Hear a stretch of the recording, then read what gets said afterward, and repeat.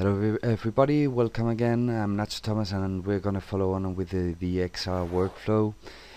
This time we've already built the EXR with the information, the exact information we need, and we're going to try to create something that could be recycled, what I call presets. So whenever I include a shot which has the same channels as the one I did, I could just recycle all the information and then probably create a gizmo that I could use whenever I want. I would just call the gizmo. So we're gonna start off where we left it, after creating this single composed EXR which has the channels, renamed channels as I want, and it's just so you can see a little bit the workflow you can use with EXRs. To start off, I'll just use a dot node to separate this. So I'm going to start by, for example, adding, multiplying the ambient occlusion. If I just do a merge node as we did before, I can, for example, say I want you to merge the ambient occlusion onto the RGB, and I want it to be multiplying. Take a look at the sky, we're having some trouble there, so I can say, okay, you're gonna multiply, but you're gonna use the mask created by the alpha. So as you can see, everything works pretty cool. This is just adding the ambient occlusion pass.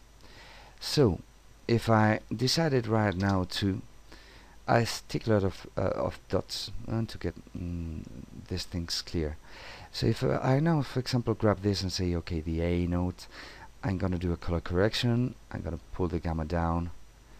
We're going to be able to see here, if we say this is going to affect the ambient occlusion, we're going to see that we're pulling the ambient occlusion darker, which might be better for me.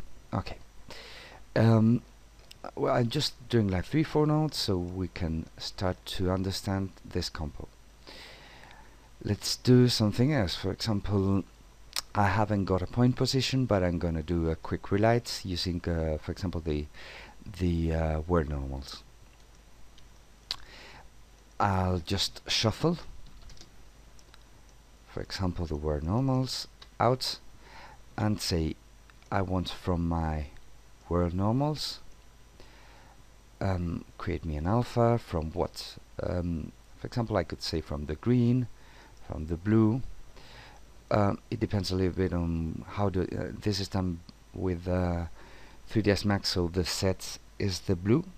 I'm gonna say with the red one. So I've got an alpha here for that's telling me what is pointing towards the X positive in this scene. I'll just do a color correction to the alpha node, and for example I could either work with the gain or the gamma, or you can directly use the offset. For example, to say this, let's just do it with the gamma, probably it's gonna be better. So if I go back to my main node, I could say here I want a new color correction, and I want things to turn, for example, let's say red, but using this shuffle, this alpha I created. So the selection I got here is masking this new color correction. Cool. So I'll probably change this afterwards. It's just so we can clearly see what we are doing right now. Okay, so this is just like the relighting process. I'm gonna tell him to, okay, for example, I'm gonna use my light select node for something. Let's just, for example, shuffle out my light select, which is in fact the light produced by the sun, probably. And I'm gonna say this is going to take, for example, my light selecting, convert it into an alpha, So if I take a look at this alpha, this is my new alpha.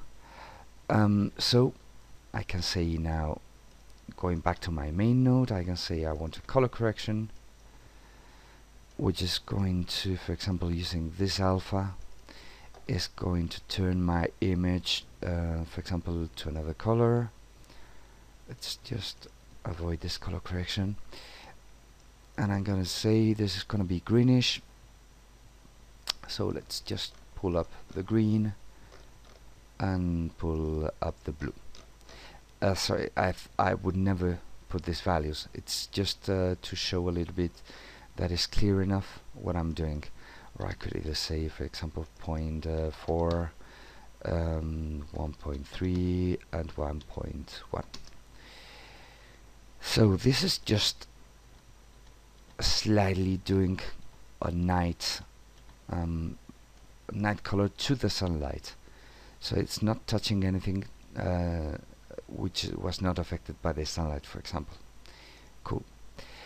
I'll just pull this gamma down because it's really terrible.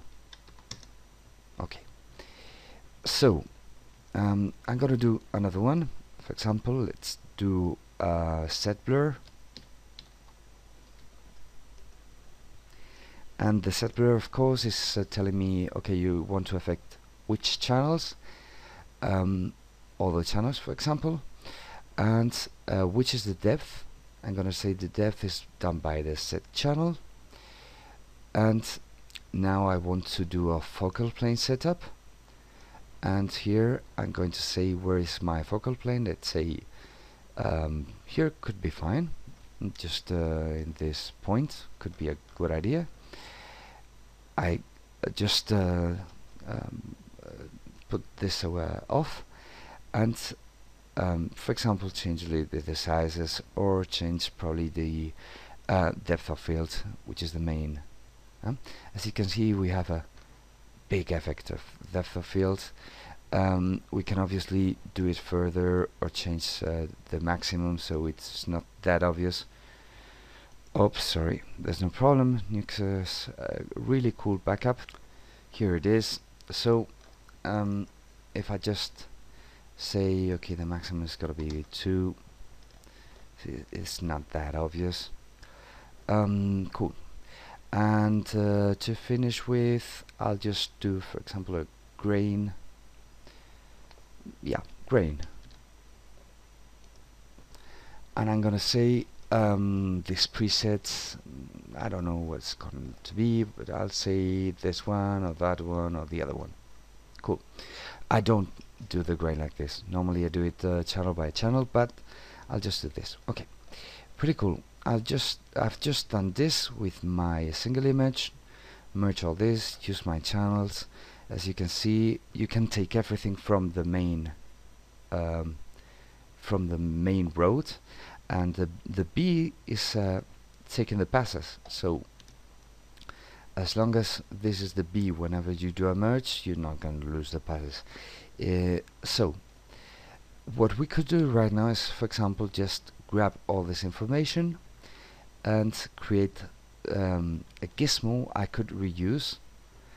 For example, I'm going to pack all this into one group. I'll do it just like this: node, group, collapse to group. And this is going to be my EXR Gizmo sample. Yeah. So here, what I'm going to do is just add some things to my Gizmo, so it has some information I need. For example, what I'm going to do is first use the manage user knobs to call one of the values. If you want to call a value, it must be of the same node, and it's obviously if it's a Gizmo, you can call one of the things inside. For example, to begin with, I didn't really name things, but it's pretty obvious because it's really well organized. So for example, in this color correct, I was touching the gamma. Let's take a look at this. take a look. It's color correct too. So if I'll just jump here for a second. This is color correct too. I could say this is a color correct for the amino occlusion, for example. So if I go back to my group and go back to the manage user knobs, I'm gonna be able to see perfectly here the name of the what I've done, color correct of the amino occlusion, and in the color correct I want to be able to input the gamma. Cool. So as you can see, this gamma is the gamma of the amino occlusion. If I change it from my group, it could be easily handled. But this name isn't really cool.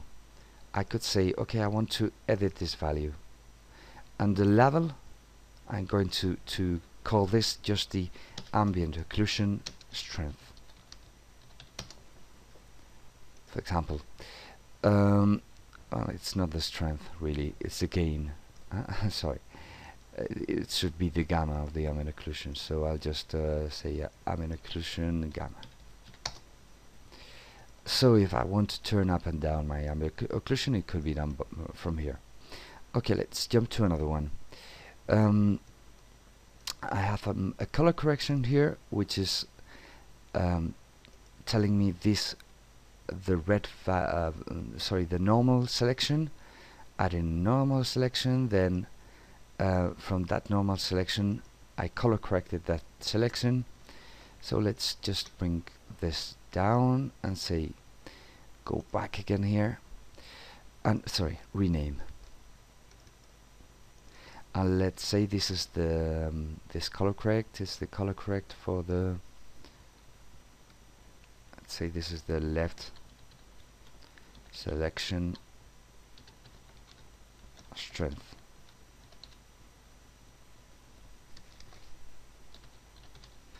Okay, cool. So if I go back to my group, I can add again, picking from inside the same value I've just been managing, which is the gamma of the color correction. So as you can see right now, I've got here my gamma selection, and here I can say if this is going to affect a lot to the nodes, or it's basically changing the selection I did. But then we could decide that we want also a value here, which is going to be a 4 parameter value, this gamma, which is the left's color correction. Okay, so if I come back here to my Gizmo, sorry, I have to rename this. The other one I did, I'm going to rename this as the left selection strength. Cool. So let's add another one, and let's just do a pick. Look for the left's color correction, and here if I say the gamma, this is going again to give me the 4 values, the same as here, these 4 values. So if I just, for example, say I want to just give a name for this, I'll just name this you don't have to change the name, just the label, which is the one you will see. So it's the left's color. Cool. So for example, from here I can now change my amino occlusion strength, the selection of the left sides, and I can even change the color. So it's pretty easy right now to change everything. Cool. Let's do a couple more. This color correct was doing what exactly? Was taking the light select, that light, and color correcting it. We could repeat the same procedure. I'm not gonna do it because it's color correction, but let's jump to another one, the set blur. There were 2 things here we should set, which is the focal plane setup which is in fact going to give me this, the focal plane exactly, and the size. The size is also important. So, for example, if we change this, we should see. Always be careful when turning this up, because you saw before it hanged up really quickly. Oh yeah. Again, back again. If I go to this Gizmo, I'm going to call for this node. But as I close Nuke, or rather Nuke closed itself, what I want to do, you can do it from here, is this group. I want to open this group in the node graph. So I just have this here. If I go to my set blur, let's just change a couple of values, the focal plane, and that's it, I think. If I go back here, I can call that value again and say pick up from the set blur, and I can see my focal plane setup and the center. We've got everything here. What is the setup mode and what is these two, for example? I'm gonna just pull this into. Cool.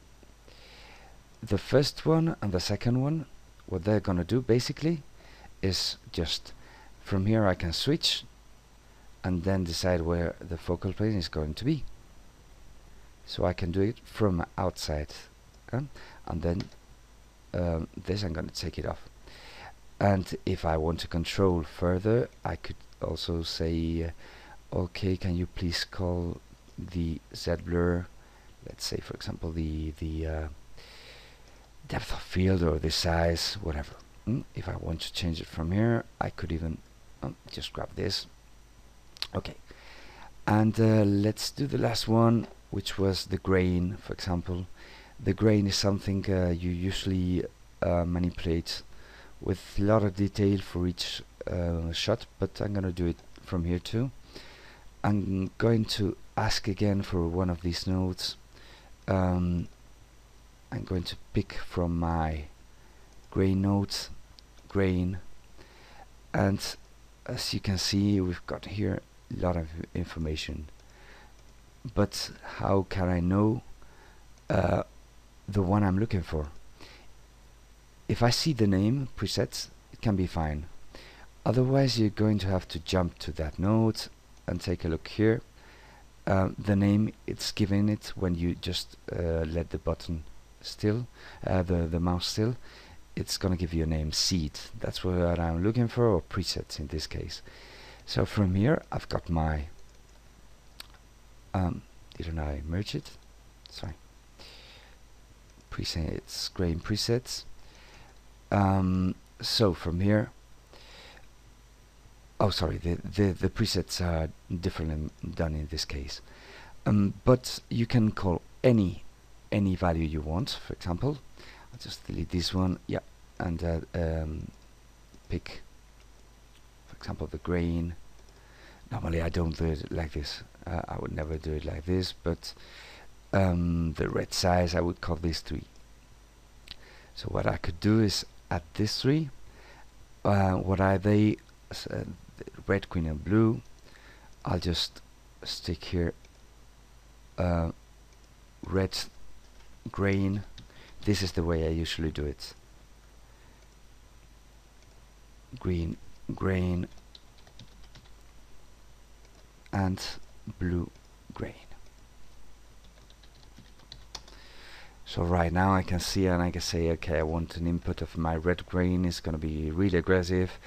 I want my green grain or my I mean, you can do them separately.